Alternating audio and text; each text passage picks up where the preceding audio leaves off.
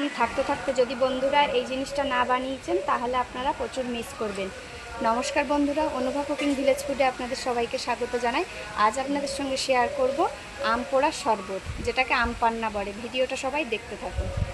এখানে আমি দুটো আম নিয়েছি, দেখুন গাছ থেকে দুটো কাঁচা আম পেড়ে নিয়েছি। আমগুলো একটু বড় বড় সাইজের আমি নিয়েছি। একটু বড় সাইজ হলে আমের লোদটা একটু বেশি হয়, তার জন্যই আমি একটু বড় সাইজের আম নিয়েছি। এবার এই আম দুটোকে ভালো করে ধুয়ে পরিষ্কার করে নিয়েছি। এবার আমি মাটির উনুনটা ধরিয়ে নেব জ্বালানি দিয়ে। আপনারা চাইলে গ্যাসেও পুড়িয়ে নিতে পারেন আম, কিন্তু আমি মাটির উনুনেই রান্না করতে খুবই ভালোবাসি, ওই জন্য মাটির উনুনেই আম দুটো পোড়াবো। আগুনটা ভালোভাবে হয়ে আসলে এবার আমগুলো একে একে আগুনের ভিতরে দিয়ে দেব। যতক্ষণ না আমটা ভালোভাবে পুড়ে যাচ্ছে ততক্ষণ ওইভাবে জ্বালানি দিয়ে আমটা পোড়াতে থাকবো।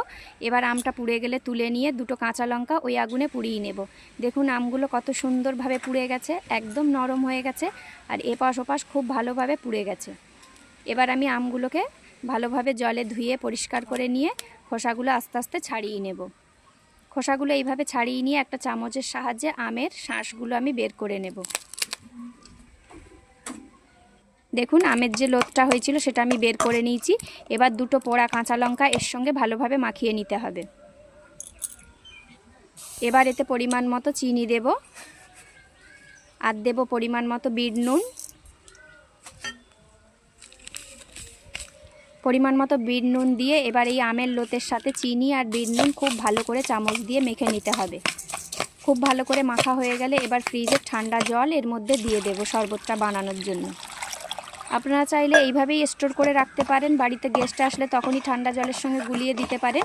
কিন্তু যেহেতু আম পোড়ার শরবতটা আমরা এখনই তৈরি করে খাবো, তার জন্য আমি একদম রেডি করে নিলাম জল দিয়ে।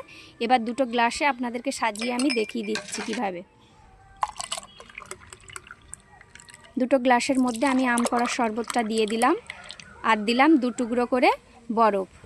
একটা গ্লাসে দু টুকরো বরফ দিলাম, আর এই গ্লাসেও দু টুকরো বরফ দিলাম। একদম কলিজা ঠান্ডা হওয়ার আম পান্না রেডি। বাড়িতে কোনো গেস্ট আসলে আপনারা এইভাবে বাড়িতে বানিয়ে দেবেন, বা নিজেরাও বাড়িতে বানিয়ে খাবেন। একদম শরীর ঠান্ডা করবে, আর খুবই ভালো লাগবে এই গরমের সময় পোড়া আমের শরবত খেতে।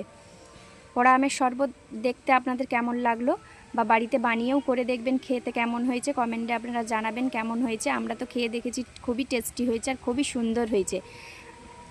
ভিডিওটা ভালো লাগলে সবাই একটা ছোট্ট লাইক করবেন ও কমেন্ট করবেন, আর আপনাদের বন্ধু বান্ধবের সঙ্গে শেয়ার করবেন, আর চ্যানেলটি সাবস্ক্রাইব করে পাশে থাকবেন।